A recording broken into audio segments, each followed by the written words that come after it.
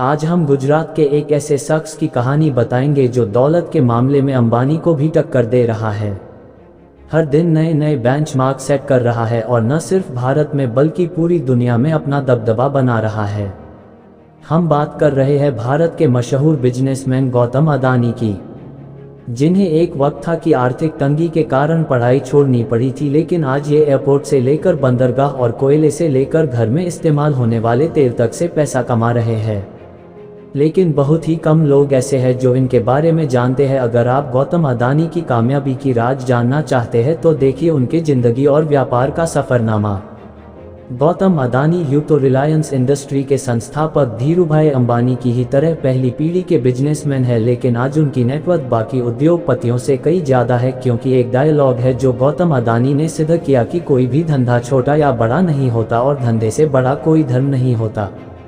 अब हम ऐसा इसलिए कह रहे हैं क्योंकि समय के साथ अदानी को जो भी धंधा मिला उन्होंने उसे पूरे मन से किया और सक्सेस होते चले गए, लेकिन उनके फर्श से अर्श तक पहुंचने तक का सफ़र काफ़ी कठिनाइयों से भरा हुआ है। इनका जन्म 1962 में अहमदाबाद के एक आर्थिक रूप से कमज़ोर परिवार में हुआ। पिता का छोटा सा काम था लेकिन कुछ खास चल नहीं रहा था। ऐसे में वक्त के साथ आर्थिक हालत और बिगड़ते चले गए, जिसकी वजह से गौतम अदानी को अपनी पढ़ाई को बीच में ही छोड़नी पड़ी और काम के लिए हाथ पैर मारने पड़े। इसी बीच वह बड़े शहर बड़ी उम्मीदें लेकर कम उम्र में ही मुंबई आ गए, जहां शुरुआत में तो काफ़ी संघर्ष पड़ा, लेकिन कुछ वक्त के बाद उन्हें एक डायमंड सप्लाई के वहां नौकरी मिल गई। 3 सालों के बाद काम करने के बाद उन्हें समझ में आया कि जिंदगी में करना क्या है, इसलिए वह नौकरी छोड़कर अपना काम शुरू किया और जवेरी बाजार में डायमंड ब्रोकरी की शुरुआत की। गौतम अदानी को अपनी जिंदगी का राय पता था, यानी वो काम क्यों कर रहे हैं, इसलिए उन्होंने जी तोड़ मेहनत की और कम उम्र में ही धंधा दौड़ा दिया। लेकिन उनकी किस्मत चमकी 1981 से, जब उनके बड़े भाई ने उन्हें अहमदाबाद बुलाया। दरअसल भाई ने सामानों को लपेटने वाला प्लास्टिक की एक कंपनी खरीदी, मगर वो चल नहीं रही थी क्योंकि जो कच्चा माल चाहिए था वो ज़रूरत के हिसाब से नहीं मिल पा रहा था। बाहर देशों से कच्चे माल को इंपोर्ट करना पड़ रहा था। ऐसे में इसे एक अवसर के तौर पर देखते हुए अदानी ने कांडला पोर्ट पर प्लास्टिक ग्रैन्यूल्स का आयात शुरू किया और 1988 में शुरू की अदानी एक्सपोर्ट, जिसका नाम बदलकर बाद में अदानी इंटरप्राइजेस कर दिया गया। इसमें धातु, एग्रीकल्चर प्रोडक्ट और कपड़े की कमोडिटी ट्रेडिंग होती थी। काम चल पड़ा तो कुछ ही साल में ये कंपनी और अदानी इस बिजनेस से बड़ा नाम बन गया और फिर 1994 में अदानी इंटरप्राइजेस को शेयर बाजार में लिस्ट कर दिया गया। फिर साल आया 1995 का। ये वो साल था जिसने आज उनके इस मुकाम तक पहुंचने की नींव रखी, क्योंकि इस वक्त गुजरात सरकार पोर्ट डेवलपमेंट के लिए प्राइवेट कंपनी की तलाश कर रही थी। ऐसे में जैसे ही ये खबर अदानी तक पहुंची, उन्हें कमाई का एक और सोर्स नजर आया, इसलिए उन्होंने गुजरात के सबसे बड़े बंदरगाह मुंद्रा पोर्ट को ही खरीद लिया। मुंद्रा पोर्ट को खरीदने के बाद 1998 में गौतम अदानी ने अदानी पोर्ट्स और लॉजिस्टिक्स कंपनी की शुरुआत की। वैसे इस बंदरगाह की खासियत के बारे में बताएं तो करीब 8000 हेक्टेयर में फैला ये पोर्ट आज भारत का सबसे बड़ा निजी बंदरगाह है और इस पोर्ट से पूरे भारत के लगभग 1/4 माल की आवाजाही होती है। साथ ही यह जगह स्पेशल इकोनॉमिक जोन के तहत बना है, तो प्रमोटर कंपनी को कोई टैक्स भी नहीं देना पड़ता है। इस जोन में power plant, private rail line और एक प्राइवेट एयरपोर्ट भी है। वैसे यहाँ गौर करने वाली बात है कि आज अदानी समूह देश के प्रमुख इंफ्रास्ट्रक्चर ग्रुप में से एक है। उनकी अदानी पोर्ट देश की सब बड़ी पोर्ट मैनेजमेंट कंपनी है और गुजरात, महाराष्ट्र, गोवा, केरला, आंध्र प्रदेश, तमिलनाडु और उड़ीसा जैसे 7 समुद्री राज्यों में इनके 13 डोमेस्टिक पोर्ट्स है। इसमें धातु, एग्रीकल्चर प्रोडक्ट और कपड़े की कमोडिटी ट्रेडिंग होती थी। काम चल पड़ा तो कुछ ही साल में ये कंपनी और अदानी इस बिजनेस से बड़ा नाम बन गया और फिर 1994 में अदानी इंटरप्राइजेस को शेयर बाजार में लिस्ट कर दिया गया। फिर साल आया 1995 का। ये वो साल था जिसने आज उनके इस मुकाम तक पहुंचने की नींव रखी, क्योंकि इस वक्त गुजरात सरकार पोर्ट डेवलपमेंट के लिए प्राइवेट कंपनी की तलाश कर रही थी। ऐसे में जैसे ही ये खबर अदानी तक पहुंची, उन्हें कमाई का एक और सोर्स नजर आया, इसलिए उन्होंने गुजरात के सबसे बड़े बंदरगाह मुंद्रा पोर्ट को ही खरीद लिया। मुंद्रा पोर्ट को खरीदने के बाद 1998 में गौतम अदानी ने अदानी पोर्ट्स और लॉजिस्टिक्स कंपनी की शुरुआत की।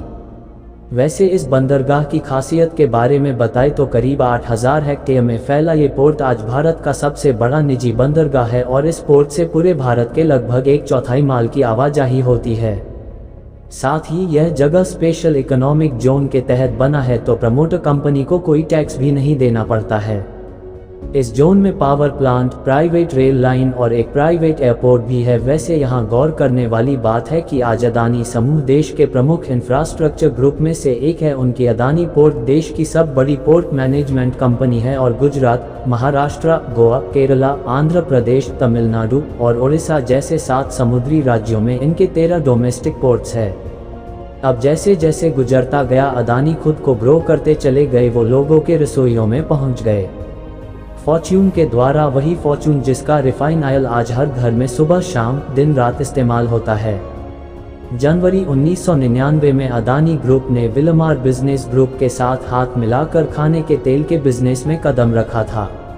वैसे फॉर्च्यून तेल के अलावा अदानी ग्रुप आटा, चावल, दाल, चीनी जैसे दर्जनों जैसे हिस्सा से जुड़ा हुआ है, जिनके रख रखाव के लिए 2005 में अदानी ग्रुप ने फूड कॉर्पोरेशन ऑफ इंडिया के साथ मिलकर अलग अलग राज्यों में बड़े बड़े सायलोस बनाए। सायलोस वो चीज़ होती है जिसमें बड़े पैमाने पर अनाज को रखा जाता है। सायलोस के कनेक्टिविटी के लिए अदानी ग्रुप ने नीचे रेल लाइन भी बनाई ताकि अनाज को लाने और ले जाने में आसानी हो।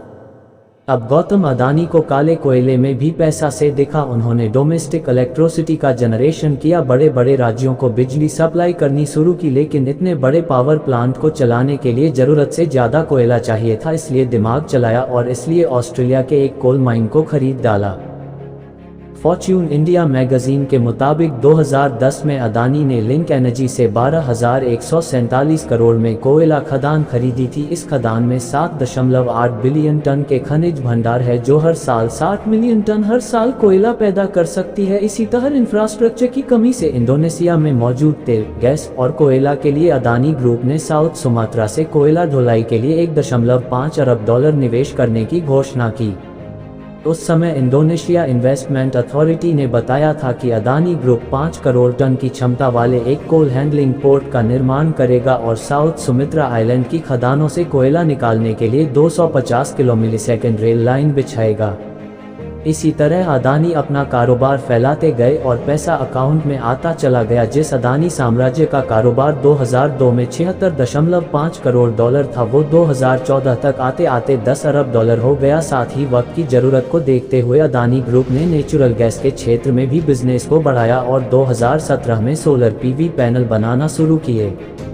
उधर बंदरगाह और निजी रेल लाइन के बाद अदानी ने एयरपोर्ट्स की तरफ उड़ान भरी और 2019 में अहमदाबाद, लखनऊ, मंगलौर, जयपुर, गुवाहाटी और त्रिवेंद्रपुरम जैसे 6 हवाई अड्डों के मॉडर्नाइजेशन और ऑपरेशन की जिम्मेदारी उठा ली। अब अगले 50 सालों तक अदानी ग्रुप इन सभी एयरपोर्ट का ऑपरेशन, मैनेजमेंट और डेवलपमेंट संभालेगा।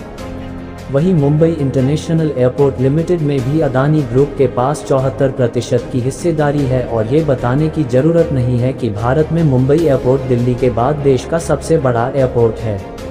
वैसे जिस तरह सुंदर आकार लेने से पहले सोने को खूब तपाया जाता है, ठीक उसी तरह गौतम अदानी को भी जीवन में कई तरह का ताप झेलना पड़ा। उनका सामना कई तरह के विवादों से हुआ, लेकिन उन्होंने सबसे पार पाया और एक सबसे अलग मुकाम हासिल किया, जिसका नतीजा है कि आज गौतम अदानी का कारोबार पूरी दुनिया में फैला हुआ है। उम्मीद है गौतम अदानी की यह सक्सेस स्टोरी आपको ज़रूर पसंद आई होगी।